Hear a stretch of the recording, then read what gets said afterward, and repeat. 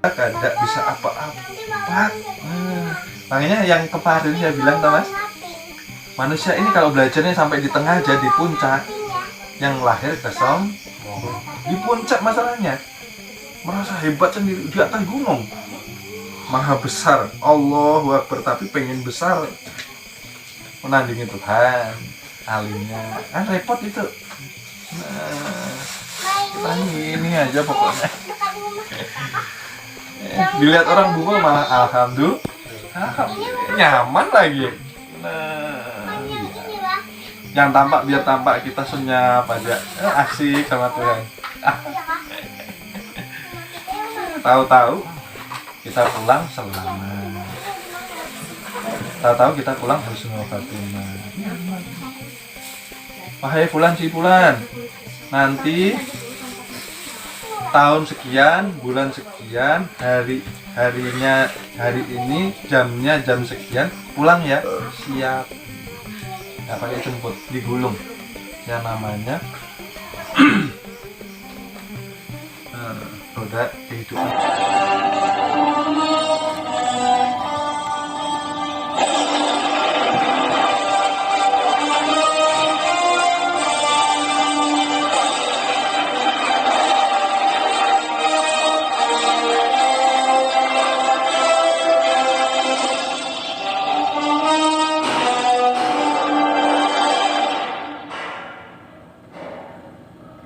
Kita harus menyatakan syukur kita melalui ketundukan kita, totalitas, tanpa batas, tanpa kompromi sama Tuhan.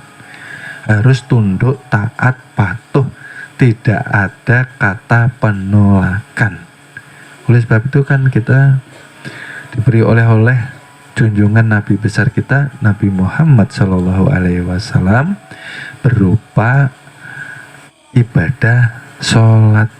Nah, dan di dalam sholat itulah kita bisa mi'raj.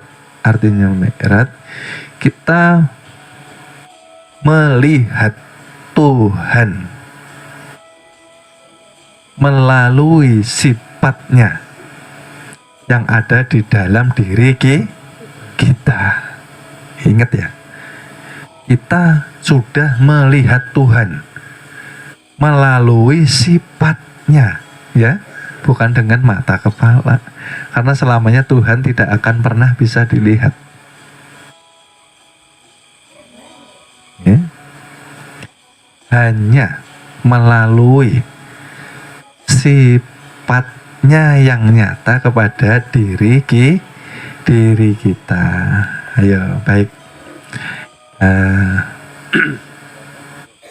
kita cek dulu.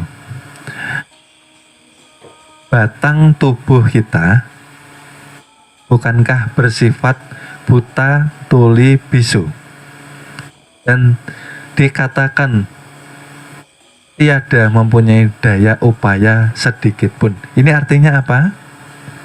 Artinya ini sifatnya mayat, jisim.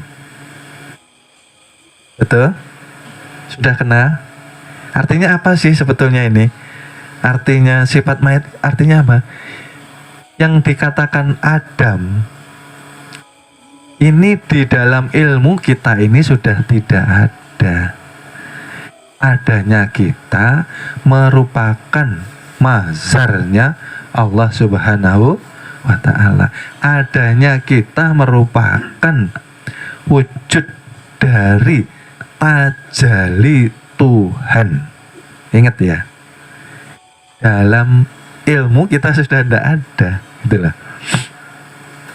Memang kita adanya kita ini, ya, ayo pelan-pelan. Adanya kita ini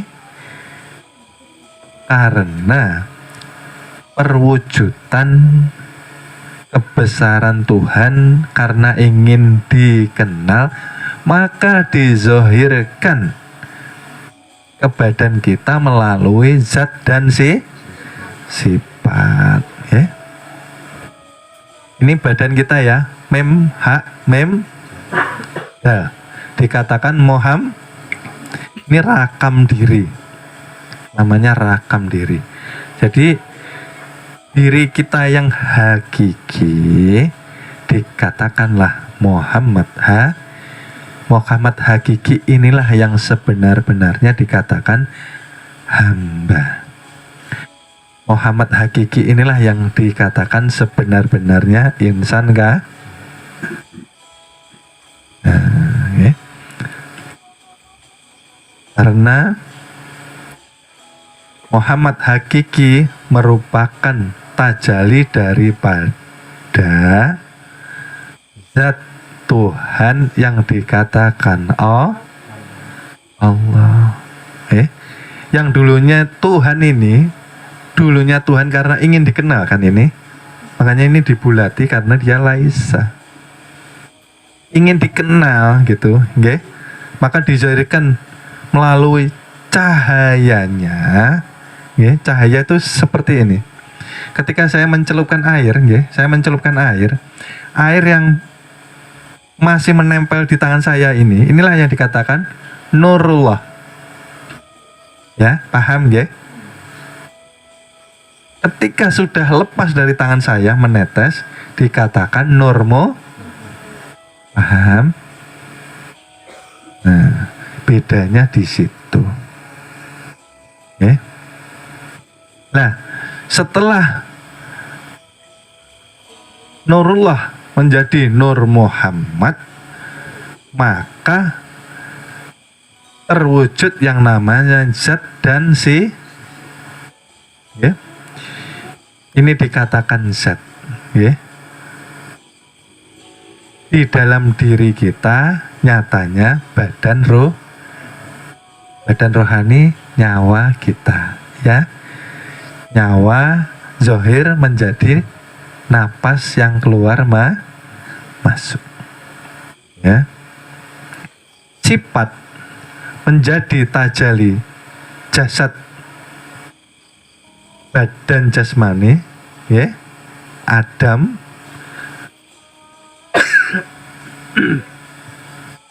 dikatakanlah insan kamil mukamil karena sempurna, sudah tajalli asyhadu alla ilaha. Jangan engkau cari lagi Tuhan, jangan dicari karena sudah tajalli, sudah mewujud melalui apa? Melalui zatnya yang merupakan ruh yang menjadi nyawa nyata, dikatakan napas. Jangan dicari lagi, pahamkah? Ini kita sudah bersyahadat hakiki loh ya. Wa ashadu anna Muhammad, wa ashadu anna, bahwa zat itu nyata kepada sifat menjadi utusan di dalam diri kita, dikatakan Muhammad. Utusan itu tadi apa? Kenyataan yang sudah dapat dikenal, dikatakan Muhammad Rasul. Muhammad Rasulnya, utusannya Allah. Allah ini, ayo pelan-pelan.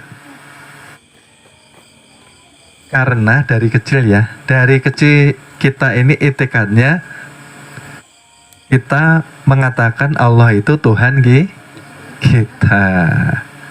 Ini yang perlu diperbaiki. Sekarang kita sudah tahu bahwa Allah itu bukan Tuhan kita. Allah itu nama dari kebesaran, ya, kezahiran tuh. Ini nama Tuhan. Tuhan sendiri tidak mempunyai nama. Pahamkah? Oleh sebab itu nanti di yaumil kiamat banyak orang terseret ke api neraka karena menyembah nama Allah ini dikatakan tuh. Pahamkah? Ya, pelan-pelan loh ya.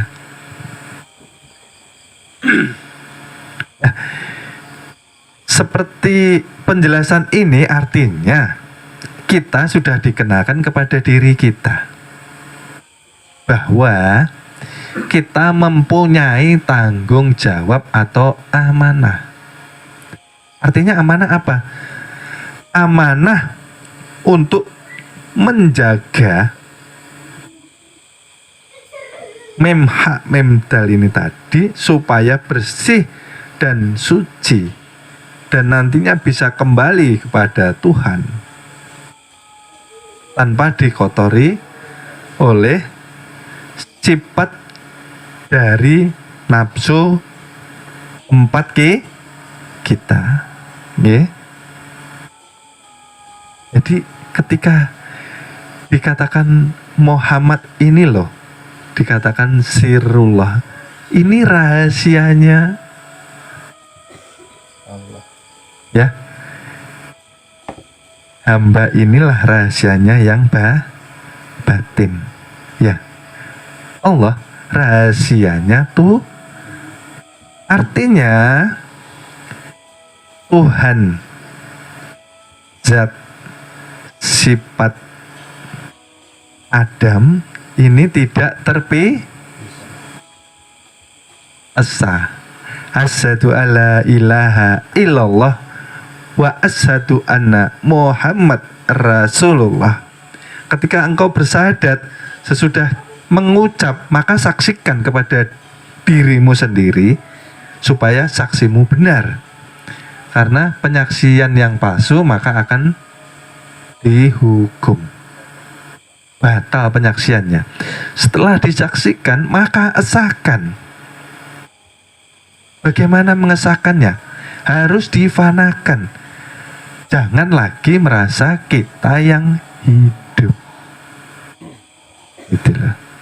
Kalau kita merasa hidup, maka disitulah kita disiapkan catatan amal kebaikan dan karena kita masih mengakui adanya diri ego pribadi.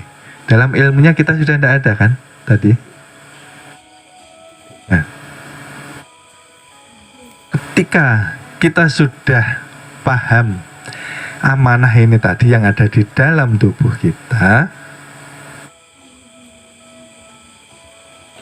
kita harus menjaga agar diri kita tidak tercampur atau tidak terkontaminasi dengan perbuatan yang tidak baik dari aluamah, ya, aluamah, amarah, supiyah, dan mutmainah yang merupakan unsur diri Adam atau jasad, ya. Jadi disinilah kita harus berterima kasih. Paham ya ini tadi? Artinya kita sampai detik ini menikmati keberkahan hidup dari Tuhan. Kenapa hidup kita, saya ulangi kembali, ruwet, hidup kita menjadi semrawut, hidup kita menjadi tidak bahagia. Karena kita memisahkan diri dari keesaan Tuhan, ya. Maka syahadat tadi kan mengesahkan, ya. Mengesahkan itu apa? Mempanahkan. Jangan lagi ada pengakuan bahwa kita ini mempunyai kekuatan, itulah, ya.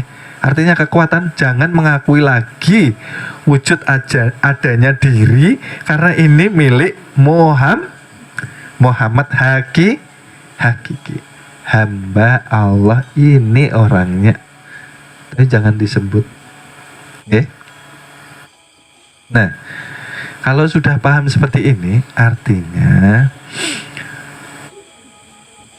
ternyata selama ini kita sendiri yang membuat hidup kita ruwet atau susah.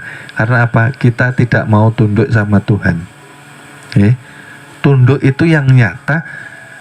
Kita harus menjalankan perintah sholat. Dan sholat itu ada 2 unsur. Karena kita mempunyai dua elemen zahir dan batin. Kewajiban perintah sholat kepada hamba Allah. Paham sekarang? Hamba siapa? Muhammad Jadi bukan kita ya. Nah, ingat ya, kewajiban sebagai hamba Allah karena mempunyai sifat. Sifat itu apa sih? Rupa. Rupa itu apa sih? Yang terlihat. Adanya sifat karena berdiri kepada zat. Paham kah? Contohnya begini. Kalau mau bikin wadah harus ada padi dulu. Itu zatnya, gambarannya seperti itu. Padi itu harus digiling dulu menjadi Nah, tepung itulah dikatakan sifat. Lalu dari tepung bisa menjadi berbagai mau dijadikan wadai bisa, jadi donat bisa. Paham kah? Artinya sifat asal dengan zat. Iya kah? Tapi karena sudah berbeda, maka yang kita lihat biasanya menjadi hanya sifat. Disitulah kita terhijab. Bukankah Tuhan itu tidak jauh daripada diri kita sendiri, dari urat nadimu? Mohon maaf, akan kami lanjut ke episode berikutnya. Terima kasih.